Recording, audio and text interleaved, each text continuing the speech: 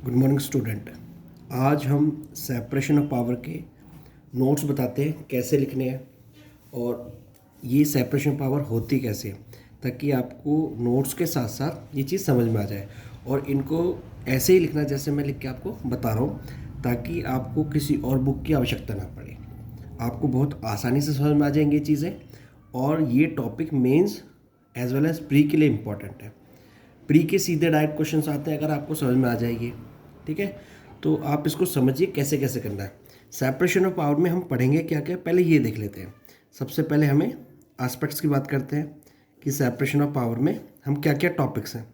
पहला टॉपिक हम इसमें पढ़ेंगे introduction of separation of power. साथ साथ लिखते रहिए, इससे क्या है कि आपके नोट्स भी कंप्लीट हो जाएंगे। Introduction of separation of power. दूसरा, ऑर्गन्स ऑफ द कॉन्स्टिट्यूशन, इसमें ये पढ़ेंगे।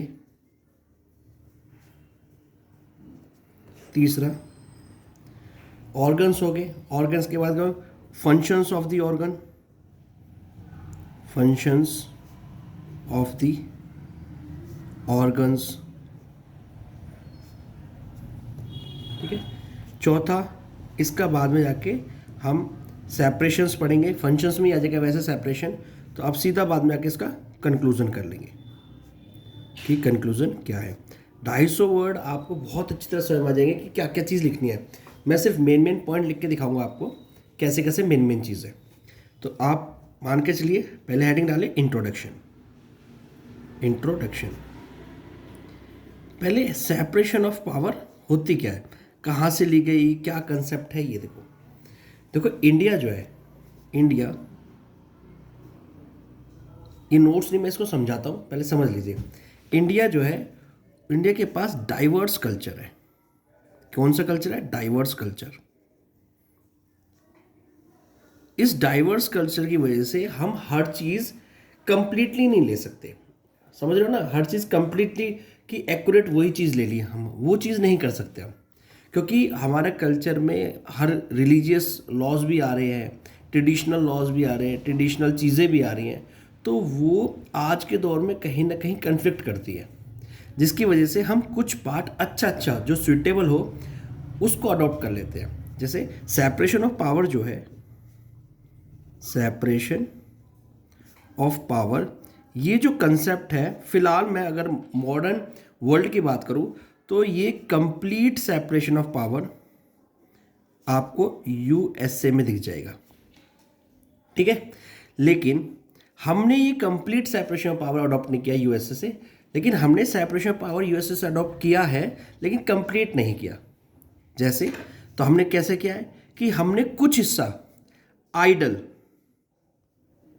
Portion of separation of power adopt किया है,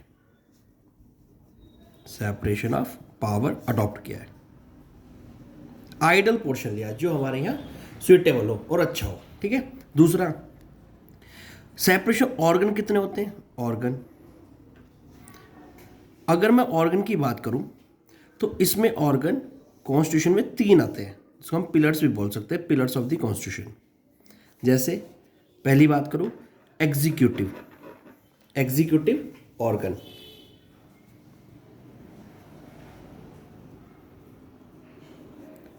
दूसरा होता है आपका जुडिशरी बोल लीजिए, कोई दिक्कत नहीं, जुडिशरी ऑर्गन। और लेजिस्लेटिव ऑर्गन। आपको समझ में आ रहा है ये है क्या? देखो, जुडिशरी ऑर्गन है, लेजिस्लेटिव ऑर्गन है, एग्जीक्यूटिव, ये हमने ऑर्गन बोल दिए हैं। हम इनको पिलर्स भी बोल सकते हैं, पिलर्स ऑफ द कॉन्स्टिट्यूशन क्या है हमारे, ठीक है। तो इनके अलग अलग फंक्शंस हैं। तो हम पहले इंट्रोडक्शन लिख लेते हैं, फिर हम ऑर्गन्स पे आते हैं। तो हम पहले इंट्रो लिखवा के देते हैं आपको। तो इंट्रो में क्या क्या लिखना है उस पर ध्यान देंगे।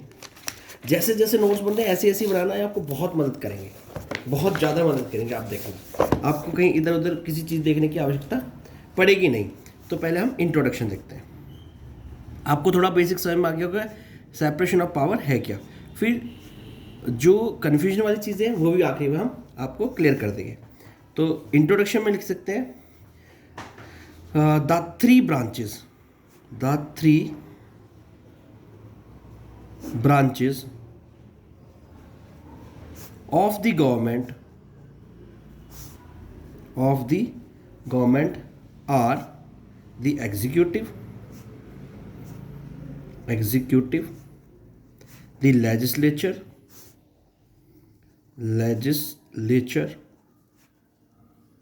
and the judiciary,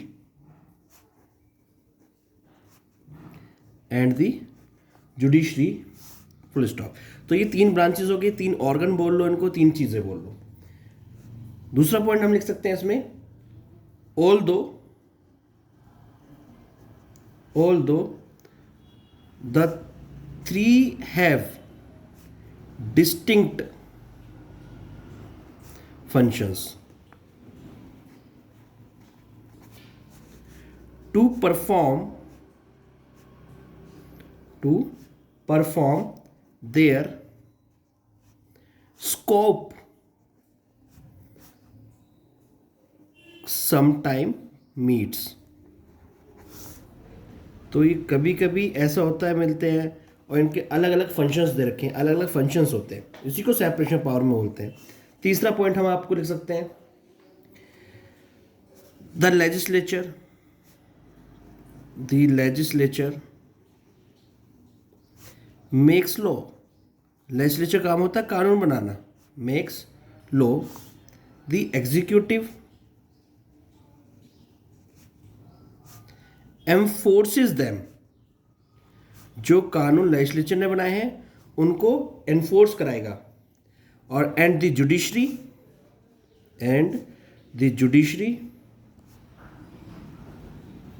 applies them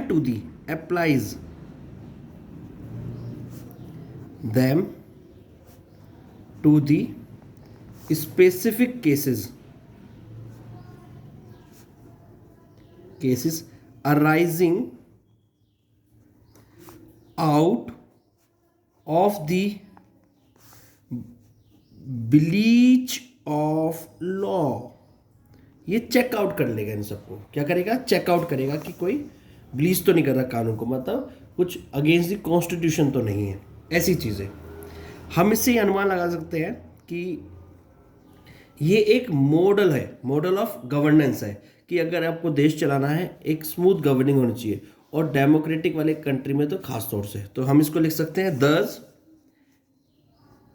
it has become a model for the governance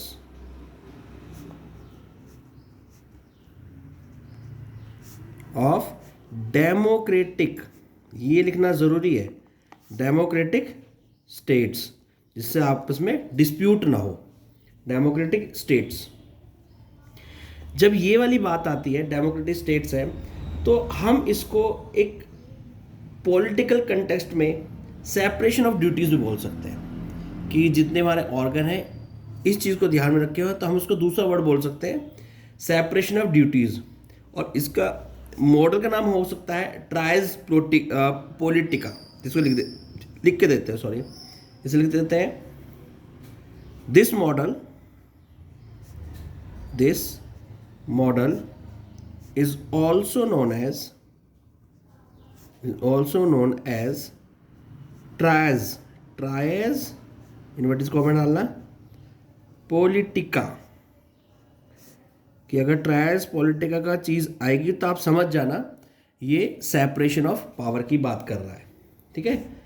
which in the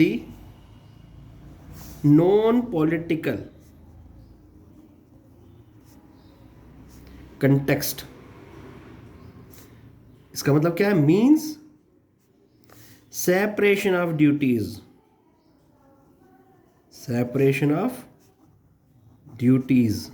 आप ये बोल सकते हो आराम से। तो आप इसमें इंट्रोडक्शन में ये भी लिख दोगे, ये बेसिक चीज़ होगी। अगर आपको चीज़ें समझ में नहीं आ रही कि वहाँ जाके याद नहीं रहने की, ये चीज़ें बहुत होता है कि जो मैंने यहाँ लिखा है एज इट इज़ मैं मेंस में नहीं लिख सकता, तो आप इसको समझिए, अपने वर्डों में लिखिए। इसलिए मैं आपको लिख के दिखा रहा हूँ क्या क्या। ये एक स्टैंडर्ड आंसर है, आप इसमें रिफॉर्म्स कर सकते हो, कोई दिक्कत नहीं है। अब हम बात करते हैं इंडिया के पॉइंट ऑफ व्यू से। In India in India, a lot of the present debate on the separation of power, separation of powers is due to the active step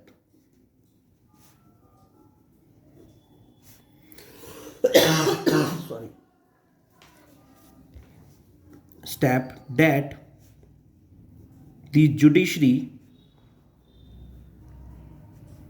is taking to redress the sufferings of the common man. अब ये क्या बात है? देखो, भारत में समय समय पे सेपरेशन पावर डिबेट एक हॉट टॉपिक बन जाता है। इसका कारण क्या है? इसका कारण है कि कभी कभी क्या होता है कि नॉर्मल लाइफ में आम जनता को सरकार के द्वारा कोई मदद नहीं मिलती, या एग्जीक्यूटिव लेजिस्लेटर उनसे रिलेटेड कोई भी ऐसा कानून नहीं बनाते, ना उनकी मदद करते। तो कभी कभी क्या होता है, जुडिशरी को खुद आना पड़ता है, खुद एक्टिव पार्टिसिपेशन करनी पड़ती है, और खुद अपनी मर्जी से ही केस फाइल करना पड़ता है, जिसकी वजह से लेजिस्लेचर ये कहते हैं कि देखो, जो हमारा काम था वो आप कर रहे हो। एग्जीक्यूटिव ये कहता है कि जो हमारा काम था वो जुडिशरी कर रही है। तो जुडिशरी हमारे काम में इंटरफेयर करने लग जाती है, जिसकी वजह से ये टॉपिक उस टाइम पे हॉट बन जाता है। जैसे जुडिशरी, इसका एग्जांपल मैं लिख सकता हूँ साफ साफ, जुडिशियल एक्टिविज्म। जुडिशियल एक्टिविज्म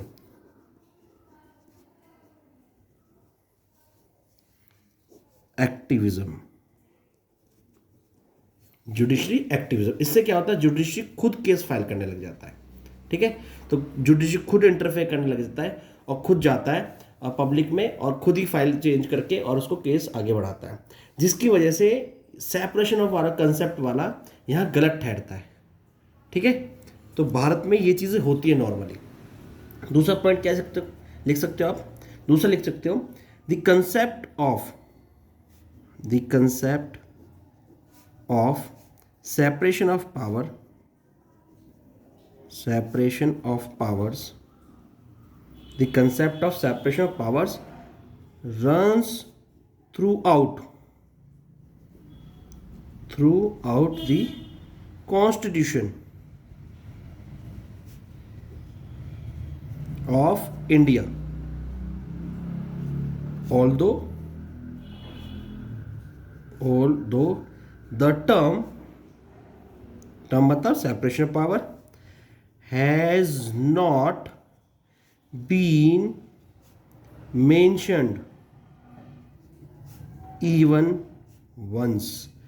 देखो, separation of power concept Bharat के संविधान में है। ये कैसे पता चलता है? जब हम पूरा संविधान पढ़ते हैं तो हमें संविधान में चीज़ें पता चलती है कि हाँ, भारत ने सेपरेशन ऑफ पावर अपने कॉन्स्टिट्यूशन में अडॉप्ट किया हुआ है, लेकिन ये बिल्कुल कहीं डायरेक्ट नहीं दिख रखा। ना तो आपको ये डीपीएसपी में दिखेगा, डीपीएस में अगर दिखेगा तो आर्टिकल 50 में दिखेगा separation of executive from judiciary, लेकिन वहाँ लेजिस्लेचर नहीं है, और कहीं पर्टिकुलर मेंशन नहीं है पूरे कॉन्स्टिट्यूशन में। तो आप ये याद रखिए, प्रीलिम्स में क्वेश्चन आता है कि सेपरेशन ऑफ पावर का कोई भी आर्टिकल नहीं है, डायरेक्टली मेंशन नहीं है कॉन्स्टिट्यूशन में, कॉन्स्टिट्यूशनल पार्ट नहीं है, लेकिन ये बेसिक स्ट्रक्चर है। बेसिक स्ट्रक्चर होता है, जब आप पूरा संविधान पढ़ोगे तो एक मूल ढांचा है जिसको हमें ट्रेसपास नहीं करना, उसको बनाए रखना है। अगर उसको हम छेड़खानी करते हैं तो पूरा कॉन्स्टिट्यूशन छेड़खान हो जाता है। ठीक है, तो इसका मतलब ये है कि separation of power constitutional article नहीं है उसका कोई, लेकिन हाँ, कॉन्स्टिट्यूशन में ये दिख जाता पढ़ने के बाद। दूसरा हम बोल सकते हैं इसको, नेक्स्ट पॉइंट लिख सकते हैं, it is a doctrine It is a doctrine which is fundamental fundamental to the concept of a state and to the concept of constitutionalism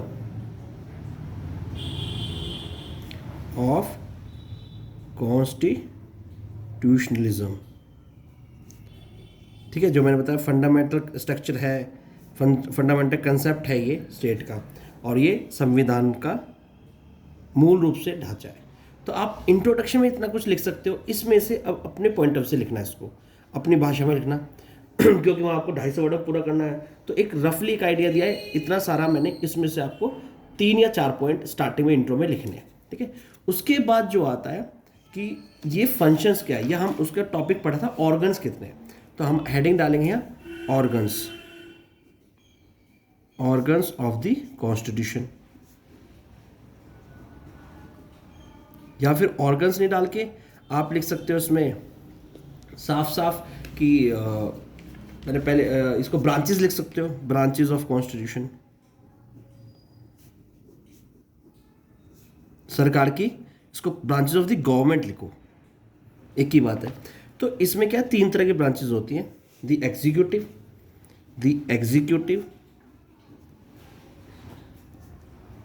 अब एग्जीक्यूटिव कौन कौन एग्जीक्यूटिव में होता है, देखिए एग्जीक्यूटिव में कौन कौन होता है ये मैं आपको बताते हैं। एग्जीक्यूटिव का पार्ट है आपका प्रेसिडेंट,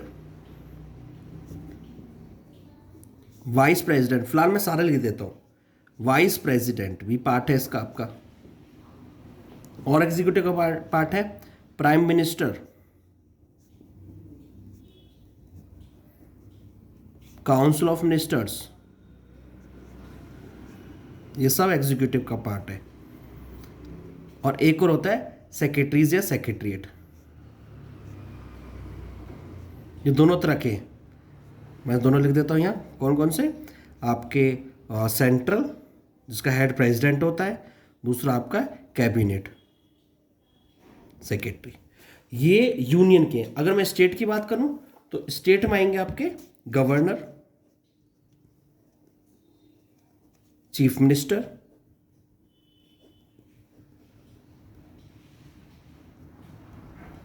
और क्या हो सकता है आपका काउंसिल ऑफ मिनिस्टर्स,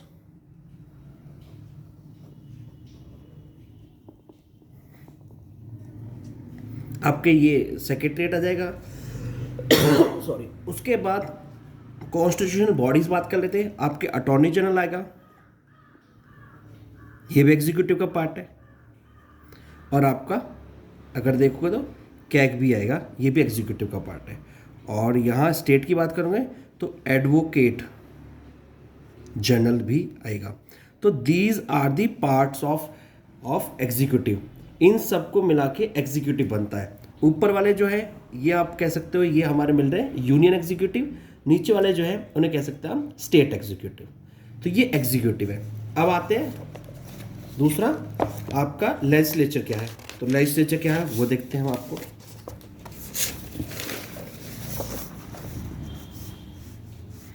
दूसरा पार्ट है लेजिस्लेचर।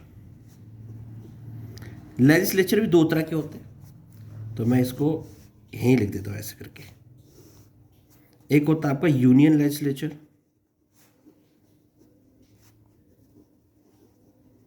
एक आपको होता है स्टेट लेजिस्लेचर।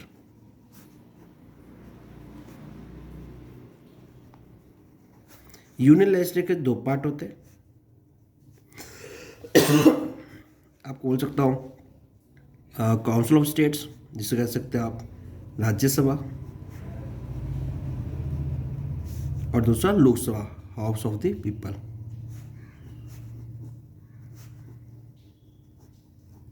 स्टेट में भी 2 पार्ट होते हैं, यूनिकैमरल भी है हमारा, तो आप इसको कह सकते हैं लेजिस्लेटिव काउंसिल,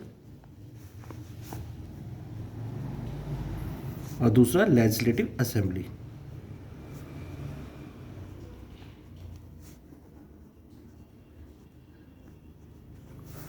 ये ज़रूरी नहीं कि हर जगह लेजिस्लेटिव काउंसिल हो, तो अगर दोनों है तो उसे बाइकैमरल गवर्नमेंट कह सकते हैं या बाइकैमरल लेजिस्लेचर बोल सकते हैं।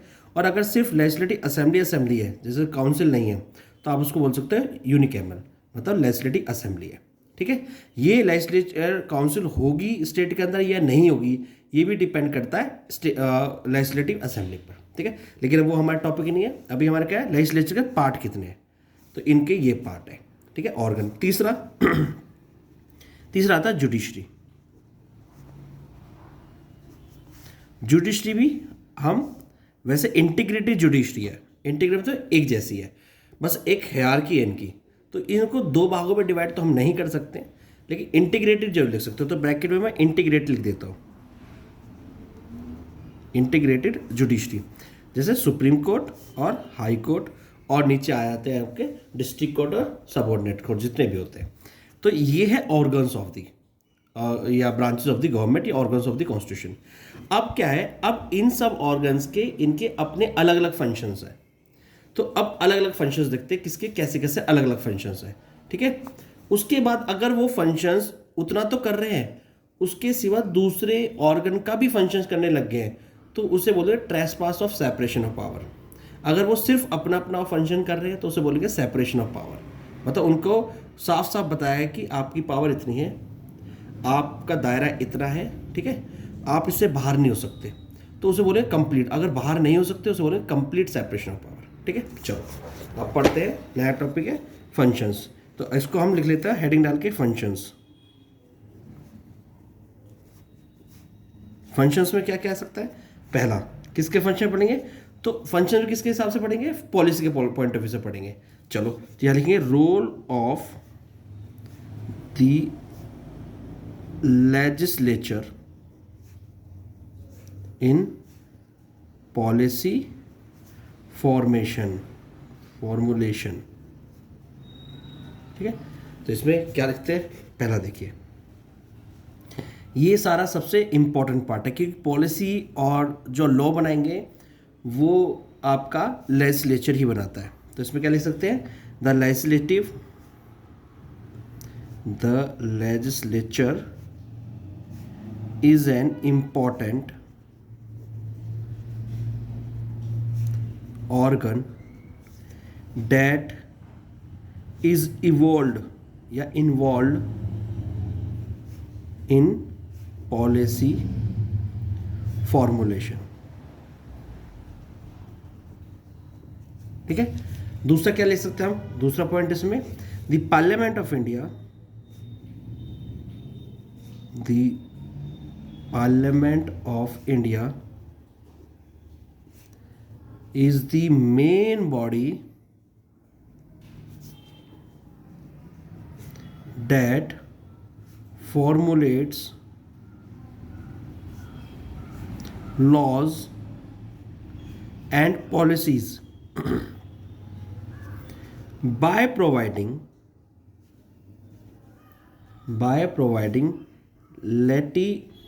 legitimate reasonings for such decisions।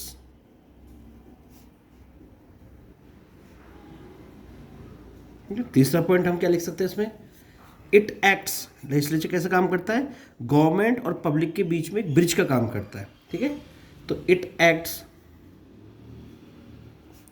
As a medium for the public to debate on the issues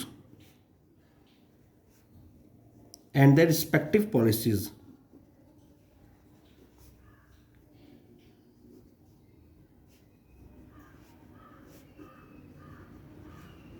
एक ये पॉइंट हो सकता है, और क्या फंक्शन हो सकता है, और लिख लेते हैं, the parliament is the apex body, the parliament is the apex body when it comes to finalizing a policy, it comes to finalizing a policy by the virtue by the virtue of its elected members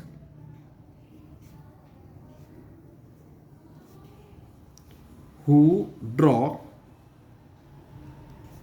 their power from the Indian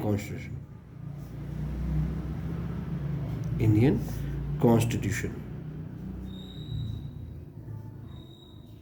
तो जो debate करती है कि policy सही है गलत है, वहाँ के इलेक्टेड मेंबर्स, वहाँ जितने भी एमपी हैं, मेंबर ऑफ पार्लियामेंट है, वो करेंगे कि ये सब उनको पावर मिल गई है कॉन्स्टिट्यूशन से। अगला देख इससे लिख सकते हैं कि इसी वजह से, ठीक है ना, how ever the legislature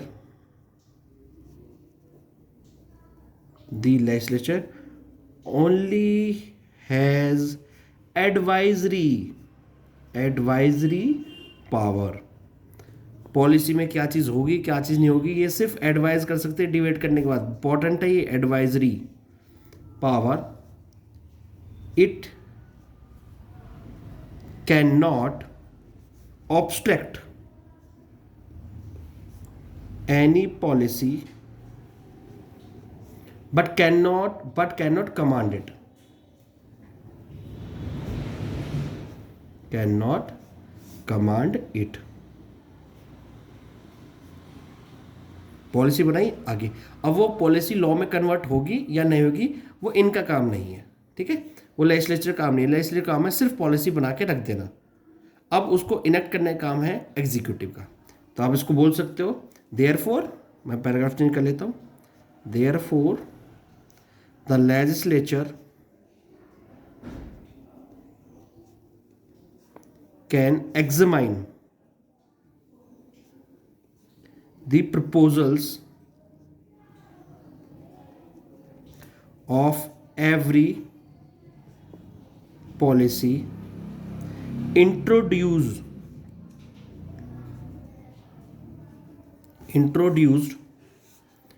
by the Prime Minister and Council of Ministers, but it is incapable of taking the lead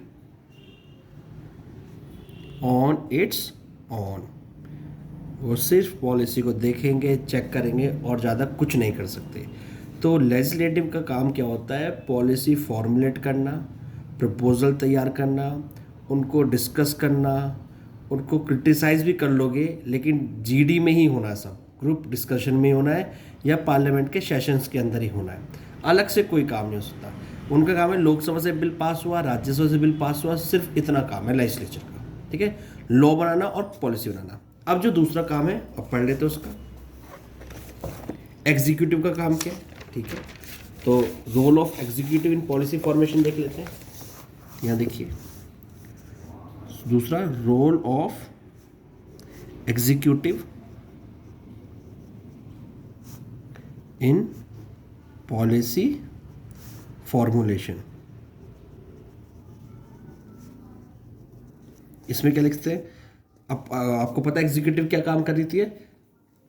law बनने के बाद, मतलब बिल पास होने के बाद जो लॉ होगा ये एग्जीक्यूटिव के बाद ही होगा। तो हम इसको बोल सकते हैं the executive is the second most powerful organ of the government. ये बात सही है। सेकंड क्या लिख सकते हो? Its function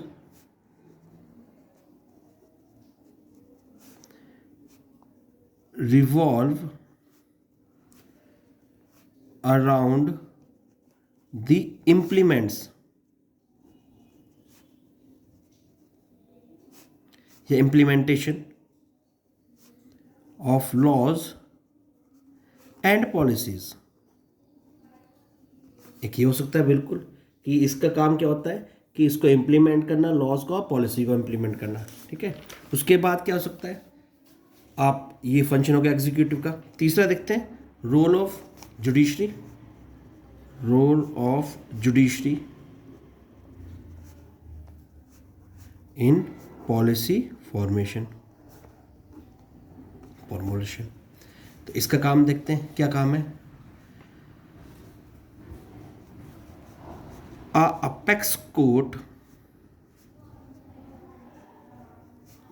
has played a major role in the formulation of various policies that dealt with economic and social issues in the country।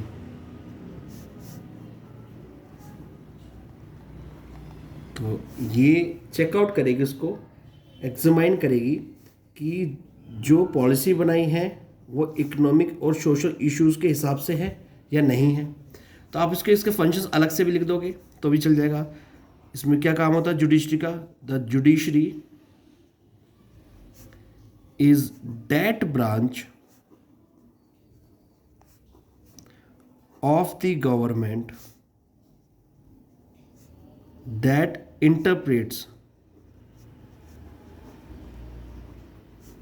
दी, पहला law, दूसरा सेटल्स डिस्प्यूट सेटल करती है, तीसरा एडमिनिस्ट्रेशन में भी इसका काम है, और चौथा है जस्टिस टू ऑल सिटीजन्स।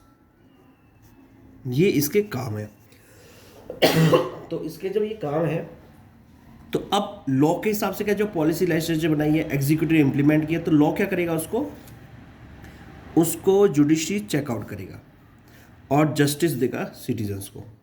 अगर वो गलत है तो उसको वहीं नल एंड वॉइड कर देगा। तो ये सारे काम इसके जुडिशरी के फंक्शंस होते हैं, एग्जीक्यूटिव के हो चुके हैं और ये लेजिस्लेचर हो चुके हैं। अब इससे क्या होता है, तो अब क्या आपको कंक्लूजन बता दूंगा। इससे पहले मैं एक चीज़ समझा देता हूँ, इसको वेन डायग्राम पे भी समझ सकते हो कि आपका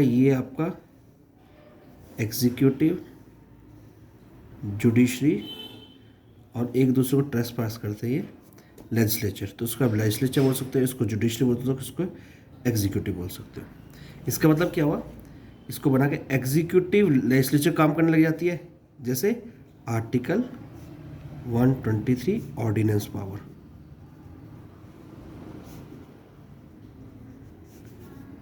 ऑर्डिनेंस पावर क्या है, लॉ बनाना काम है लेजिस्लेचर का, लेकिन लॉ कौन बना के दे रहा है, एग्जीक्यूटिव। प्रेसिडेंट बना रहा है ऑर्डिनेंस पावर के द्वारा, कब, जब लेजिस्लेचर या पार्लियामेंट सेशन में नहीं है। ऐसे ही सजा देना कितनी होगी, माफ़ करना, ये सारा काम है जुडिशरी का। तो एग्जीक्यूटिव इंटरफेयर कर रहा है इसमें, कैसे, आर्टिकल 72 पार्डन पावर की वजह से। तो आप समझ रहे हो कितना इंटरफेयर। तो कंप्लीट सेपरेशन नहीं है, ये मैंने आपको एक छोटा सा एग्जांपल दे दिया। अब इसका कंक्लूजन था, कुछ लिखने के बाद कंक्लूजन क्या लिखोगे, तो 2-3 पॉइंट है कंक्लूजन में, वो लिख लीजिए।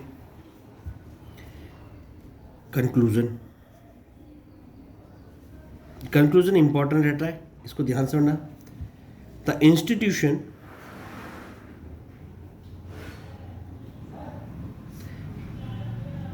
involved the policy formulation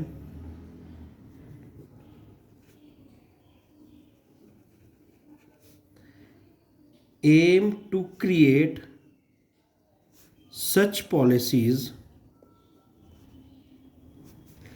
which will benefit society as a whole, सभी के लिए फ़ायदेमंद हो। ये सेपरेशन ऑफ पावर इसलिए है। दूसरा क्या हो सकता है, the 3 organs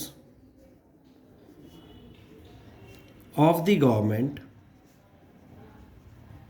that is the legislature, executive, and the judiciary. Judiciary plays a significant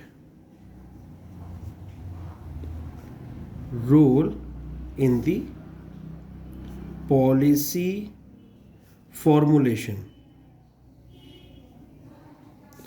though at different levels with different approaches. ठीक है। तीसरा लास्ट इसको लिख सकते हो आप, लास्ट में इसी को लिखना, it is important to have healthy governmental mechanisms to introduce robust policies for the development of society as a whole. ये आपका पूरा एक आंसर हो गया। अब आपको करना क्या है, आपको इससे पहले एक वीडियो अपलोड होगी, वो आपको बहुत अच्छी तरह सेपरेशन पावर समझा दिए गए। अब आपका नोट्स कैसे बनाने हैं, ये मैंने आपको नोट्स बना के दे दिए। अब सारे नहीं टीपने, आपको अगर सारा लिखना आप सारा लिख लीजिए, लेकिन इसको फिर अपनी भाषा में एक बार समझ के इसको अपनी भाषा में लिख लिए और 1/3 में लिखना, क्योंकि 250 वर्ड से बहुत ज़्यादा है। लेकिन जो मैंने कंक्लूजन लिखा है इसको एज इट इज़ लिख लेना, इसको याद कर लेना इसका कंक्लूजन, तो आपको कंक्लूजन बनाने आ जाएंगे टाइम पे। तो ये है आपका पूरा सेपरेशन ऑफ पावर। अगर आप चाहते हो उसमें आर्टिकल, तो अगर आप अलग से फैक्ट्स लिख के दे रहा हूँ मैं आपको, वैसे पार्ट नहीं है इसका लेकिन लिख लेते हैं। आर्टिकल जब आप 121 पढ़ोगे और 211 पढ़ोगे, इसमें साफ बोला हुआ है कि सुप्रीम कोर्ट, हाई कोर्ट कोई भी डिस्कशन नहीं करेगा कि पार्लियामेंट और स्टेट लेजिस्लेचर के अंदर क्या हो रहा है, वो इस आर्टिकल के अंदर है, दोनों के अंदर। यहाँ सुप्रीम कोर्ट पार्लियामेंट के अंदर प्रोसीडिंग के अंदर क्या हो रहा है क्या नहीं हो रहा, सुप्रीम कोर्ट सुप्रीम कोर्ट के जज उस पर डिस्कस नहीं करेंगे। ऐसे ही आर्टिकल 211 में बोल रखा है हाई कोर्ट स्टेट लेजिस्लेचर के अंदर क्या हो रहा है, किस चीज़ पर डिस्कस हो रहा है, कैसे हो रहा है, उस पर ये डिस्कस नहीं करेंगे। एक आर्टिकल आता है दूसरा, आर्टिकल 122 एंड 212, इसमें साफ बोल रखा है कि कोर्ट कैसी भी प्रोसीडिंग करे, हाई कोर्ट या सुप्रीम कोर्ट के जजेस कैसे भी केसेस सुने, किसी को कितनी भी लंबी सज़ा सुनाए, किसी भी आधार पर सुनाए, पार्लियामेंट उस पर डिस्कस नहीं करेगा। पार्लियामेंट और स्टेट लेजिस्लेचर उस बात को डिस्कस नहीं करेगा।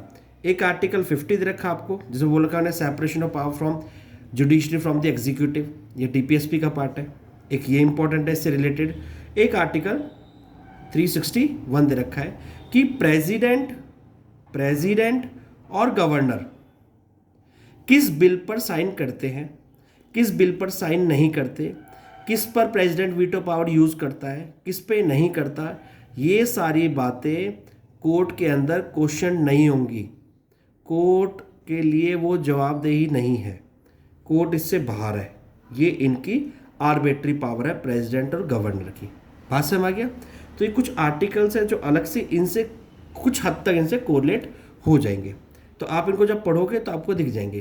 तो आपको ये पूरा कंप्लीट हो चुका है सेपरेशन ऑफ पावर। अब इसको सही ढंग से अपनी भाषा में एक इस चीज़ को जो मैंने 5-6 पेज में लिखा है, आप इसको 1.5 पेज में से लेकर आइए अपनी भाषा में, तो आपको नंबर अच्छे मिलेंगे। ठीक है, thank you and have a nice day.